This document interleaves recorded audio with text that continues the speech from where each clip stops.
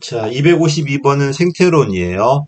생태론은 어쨌든 얘는 과학이론이었고, 행정 안에 있는 사람이 아니라 행정 밖에 있는 환경과의 관계 속에서 행정현상을 연구하니까 거시론이고, 전체주의론이고요. 그 다음에 개방체제 이론이겠지. 그 다음 개방체제 되었을 때는 행정이 중요하냐, 아니면 환경이 중요한 이런 얘기 나와야 되는데, 얘는 환경이 더 중요했죠. 환경 결정론이었고요. 또 미국의 이론이 우리한테 안 맞았죠. 왜? 미국의 환경, 정치, 경제, 사회, 문화 환경과 우리나라 환경이 안 맞았기 때문에 미국 이론의 그 보편성이 떨어지겠지. 그러다 보니까 얘는 일반 법칙이 아니라 중범위적이라고 그래요. 그래서 결국 이 이론들은요, 이 생태론은 각국의 행정 환경을 쭉 기술하는 이론이에요. 근데 문제가 뭐냐면 후진국의 환경을 기술을 했는데 이 전체를 비교할 수 있는 기준이 없잖아. 그 다음에 들어오는 게 누구다? 체제론이에요. 체제론은 행정학 이론이 아니라 사회학 이론인데 생물학 이론을 그대로 사회현상에 적용시킨 거야.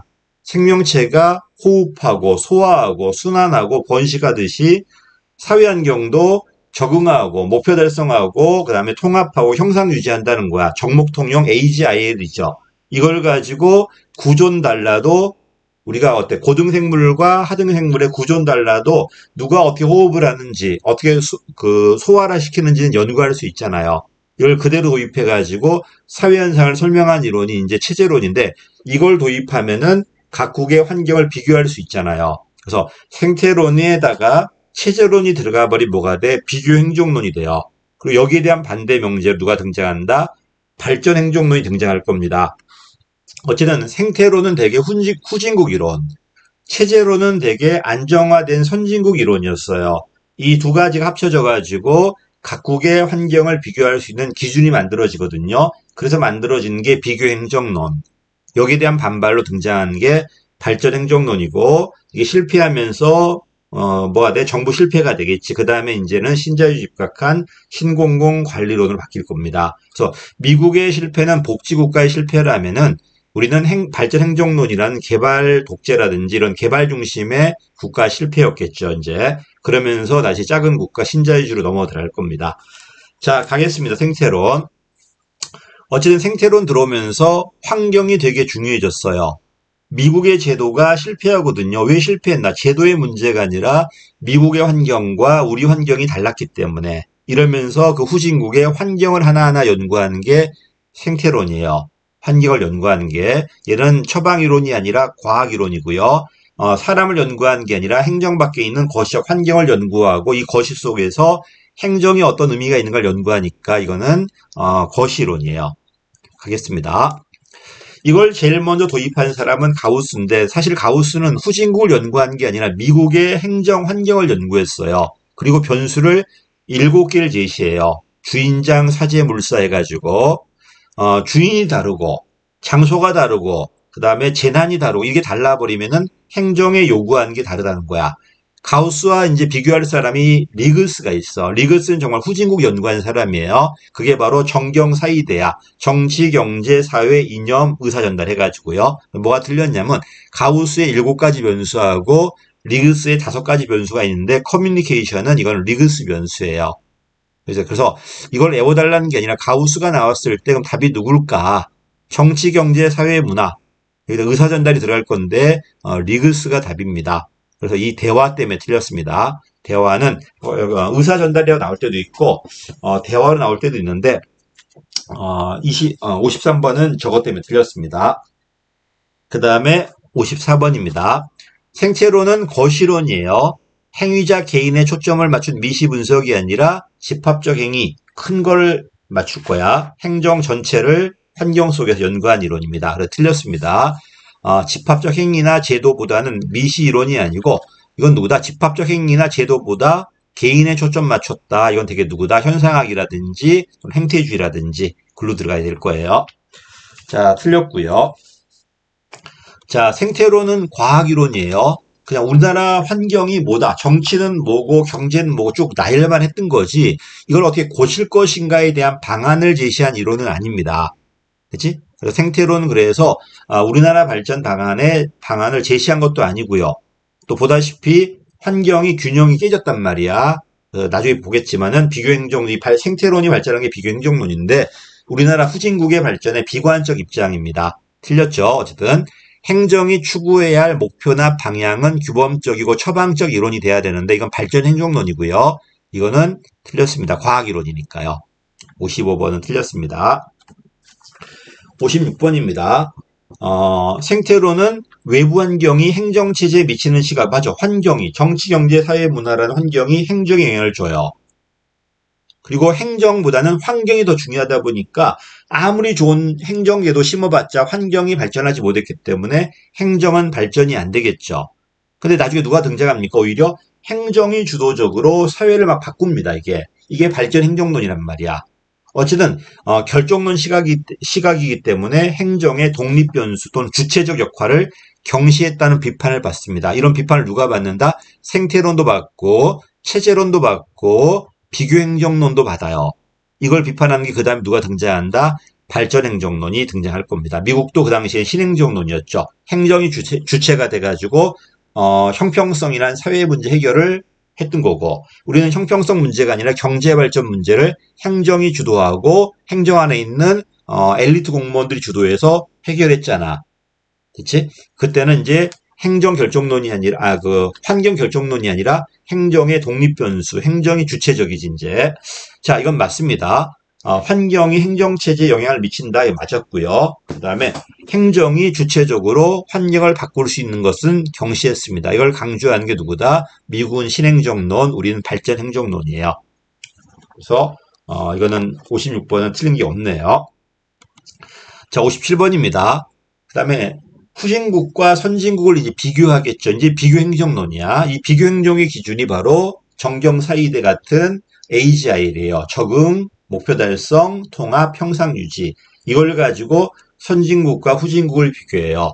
고등생물과 하등생물의 구조는 다르지만 고등생물도 호흡을 해야 돼요. 우리는 허파호흡이지. 누구는 아가미 호흡일 거고 누구는 그냥 몸으로 하겠지 이제. 호흡을 할 거고 또 번식을 할 거고요. 또 어떤 사회든 어떤 생명체든 수단을 해야 돼요. 생물학의 아이디어를 그대로 도입한 거야.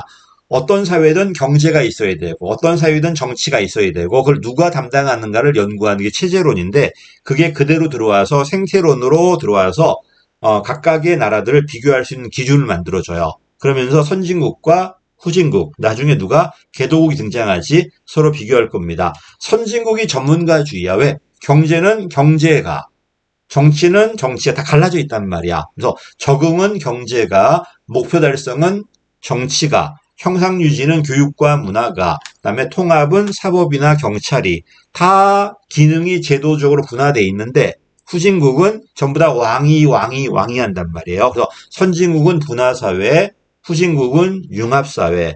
분야별 전문가가 있다 보니까 전문가주의, 한 사람이 모든 걸 다 하다 보니까 일반 행정가주의라고 그래요. 그래서 행정의 모든 일들이 일반적이다, 상식적 수준에 해결된다, 전문성이 떨어진다는 거거든. 일반 행정가주의인데 이건 선진국의 문화가 아니라 후진국의 특징이죠. 오히려 이게 더 잘 나와요. 선진국과 후진국을 비교하는 게. 자, 형식주의는 뭐냐면요. 껍데기는 선진국 거야. 실질은 후진국의 행동이에요. 우리나라죠, 지금. 형식은 미국의 민주주의 제도인데 실질은 그렇지 못하다는 겁니다. 그치? 형식주의 그래서 거칠에 치장하다 보니까 겉에다만 강조하다 보니까 변동저항적이다. 지위나 상징에 대한 과다한 낭비다. 이런 것들 형식주의. 58번은 맞았습니다.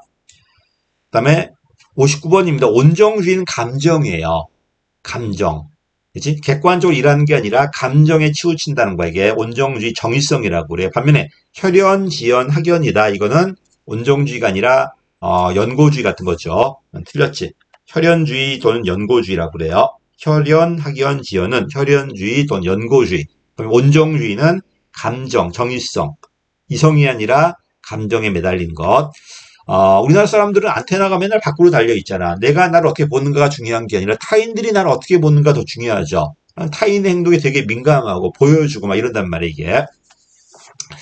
자, 그래서 틀렸습니다. 개념 틀렸는데, 그래서 일반 행정가주의, 세 가지 나왔다. 일반 행정가, 후진국, 형식주의 후진국, 그 다음에 온정주의까지 후진국이죠. 그 다음에 여기까지가 이제 누구다, 이제 그 생태론이고요.